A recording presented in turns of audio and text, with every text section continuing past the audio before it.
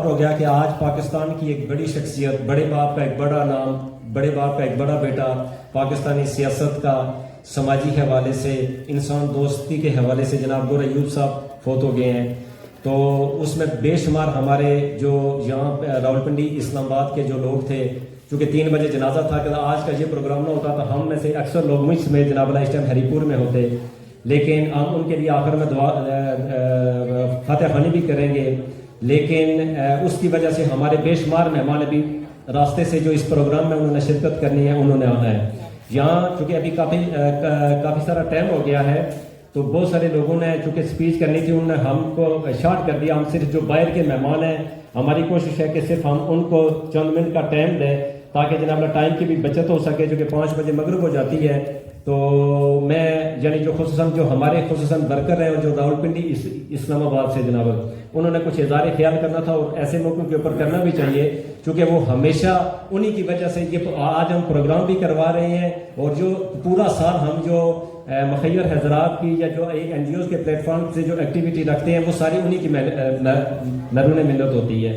تو میں آج چونکہ اسپیشل پروگرام ہے، اسپیشل لوگوں کا ہے، تو میں آج کے جو پہلے مقرر ہیں، جو ہمارے بزرگ بھی ہیں، بڑے بھائی بھی ہیں، محترم جناب عبدالخالق صاحب عرف منا بھائی، میں ان سے ملتمس ہوں کہ وہ آئیں اور اپنے خیالات کا اظہار کریں، چونکہ یہ اسپیشل بچوں کا اور خصوصاً معذور لوگوں کا یہ پروگرام ہے۔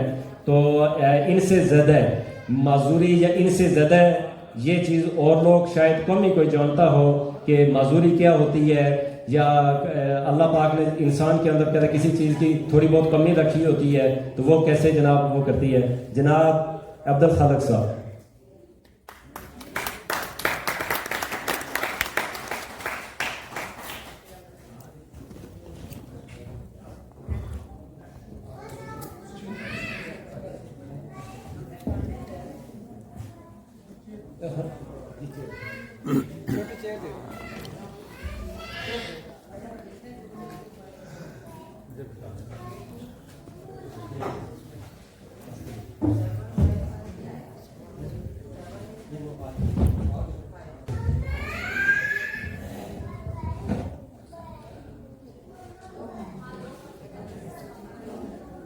اعوذ باللہ من الشیطان الرجیم، بسم اللہ الرحمن الرحیم۔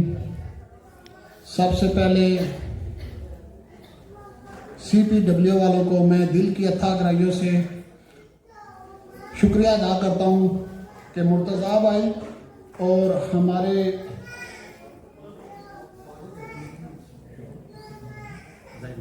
زید محمود بصرہ صاحب، ان چیئرمین، ان سے میری ٹیلی فون پہ صرف بات ہوئی ہے تو انہوں نے مجھے ادھر حاضری کا موقع دیا۔ پروگرام کیونکہ صرف معذوروں کا ہے تو اسی پہ میں بولوں گا۔ میں خود ایک معذور آپ کے سامنے نظر آ رہا ہوں، تو سب سے پہلے میں اپنے پہ کچھ آپ کو بتانا چاہتا ہوں۔ 1979 میں پیدا ہوا ہوں، تو محلے والے لوگ جو اپنے گاؤں کے لوگ تھے وہ کچھ باتیں کر رہے تھے، اور میرے والدین نے میری بہترین پرورش کی۔ اس وقت کا جو بیسٹ سکول تھا قاسم بیس بوائز ہائی سکول دبیال کیمپ، مجھے ادھر داخل کروا دیا۔ پرائمری میں وہاں پڑھا ہوں، اس کے بعد پیدل ہم جاتے تھے۔ اب تو گاڑیوں کا سلسلہ ہے، گھر سے نکلے تو گاڑی، ہم پیدل ادھر کندھے پہ بیگ لگا کے اس کے اوپر نیچے تختی رکھ کے سلیٹ پیدل۔ تو اس کے بعد دمیال سکول میں نے میٹرک کی ہے۔ میٹرک کے بعد مختلف کاموں میں پڑھ گیا ہوں، موٹر وینڈنگ کا کام، اس کے بعد ٹیلر ماسٹر، پھر آرمی بیس میں آرمی والوں کی وردیاں سلائی کرتا تھا۔ وہاں سے مجھے سی او ڈی میں نوکری ملی۔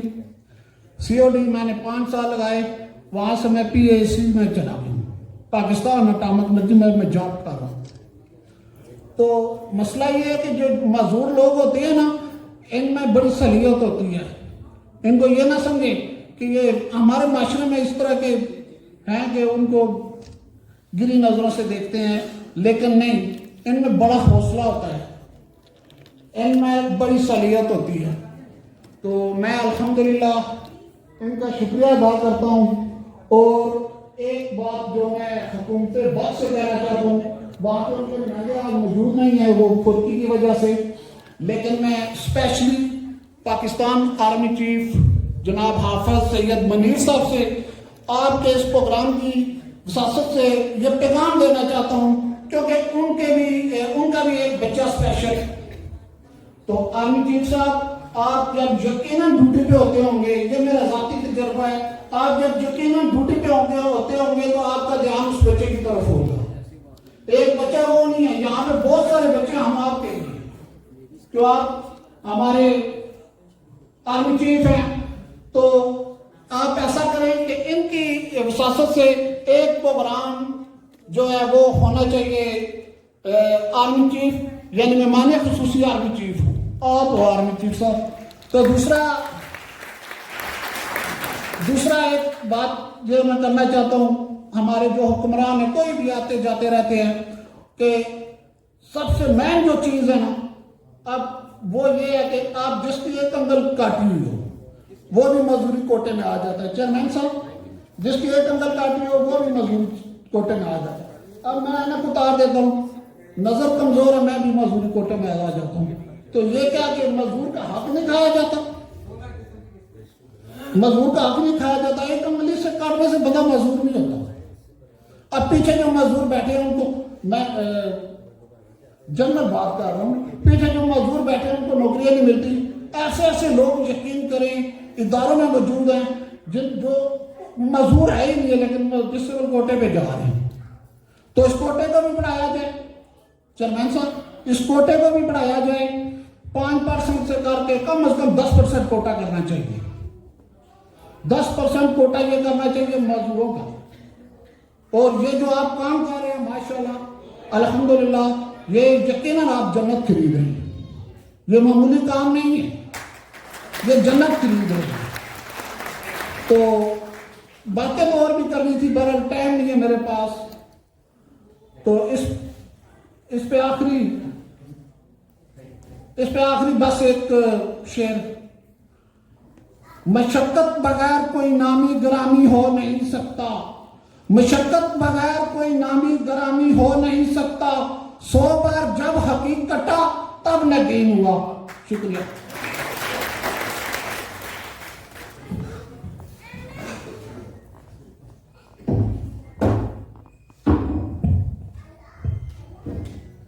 ये थे जनाब अब्दुल खालिक साहब, जिन्होंने अपने ख्यालात का इजहार किया।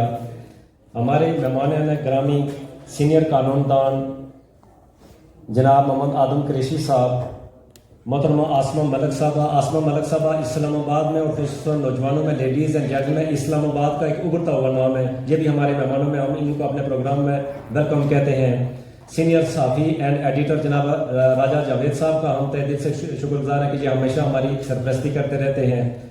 जनाब सीनियर कानूनदान और हदीर अजीज शख्सियत जनाब मुजीबर रहमान कियानी साहब का दस्ते शफ़क़त इस इदारे के ऊपर हमेशा रहा है, और हम इनका शुक्रिया अदा करते हैं कि ये अपने गुनागो मसरूफियात में से वक्त निकाल कर यहाँ पर आए। राजा मोहम्मद अंसर साहब यहाँ पर आए हुए हैं, उनका हम शुक्रिया अदा करते हैं। राजा मोहम्मद बशीर साहब आए हुए हैं, इनका हम शुक्रिया अदा करते हैं कि अपने गुनागो मसरूफियात में से वक्त निकाल कर ये यहाँ पर तशरीफ़ लाए। मुल्तमिस हो हमारी एक दूर से आई हुई मेहमान, उनकी चूँकि यहाँ पर कुछ ज़रूरतमंद लोगों की डिस्ट्रीब्यूशन भी थी, और वो हमारी पंजाब की वाइस प्रेसिडेंट भी हैं और शहीनों के शहर से आई हैं। सुबह से सफ़र करके अभी तकरीबन आधा घंटा पहले वो यहाँ पर इस पिंडाल में पहुँची हैं। मोहतरमा सारा यास्मीन शाह से मैं मुल्तमिस हूँ कि वो आएँ और अपने खिलाफ का इज़हार करें। मोहतरमा सारा यास्मीन साहब।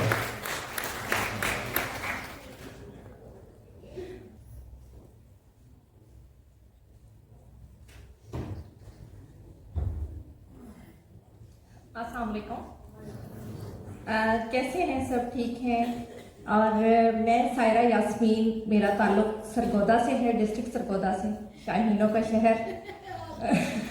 जी, तो मैं अपने बारे में ये बताना चाहती हूँ कि मैंने अपने कैरियर का जो आगाज़ किया था वो एक प्राइवेट स्कूल से किया था। ठीक है, जब मैं 9th क्लास में थी उस वक्त मैं सोचती थी कि मैंने जो है वो फलाही काम करने हैं। With the passage of time मैंने अपने कैरियर का आगाज़ किया। मैं प्राइवेट स्कूल से किया, वहाँ से फिर आहिस्ता आहिस्ता میں کالجز لیول پہ گئی, سپیریئر کالج میں پڑھایا میں نے, اس کے بعد میں ویلفیئر میں چلی گئی.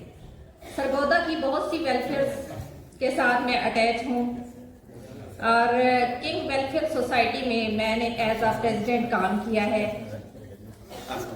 لیکن مجھے جو چیز, جو عزت, جو وقار اس ادارے میں آ کے ملا, زاہد محمود بسرا صاحب اور ہماری ڈائریکٹر سائدہ زاہد صاحبہ, انہوں نے مجھے جو عزت دی, جو وقار دیا, اور اس ادارے میں آنے کے بعد مجھے لگا کہ واقعی ہی فلاحی کام ہوتے ہیں. میں بہت ہی سیٹسفائیڈ ہوں اس ادارے میں آ کے, اور میں شکر گزار ہوں سر زاہد محمود بسرا صاحب کی کہ انہوں نے مجھے رسپیکٹ دی اور مجھے اس جگہ پر لے کے رہے. اس کے لیے میں بہت شکریہ بولتی ہوں. Thank you so much.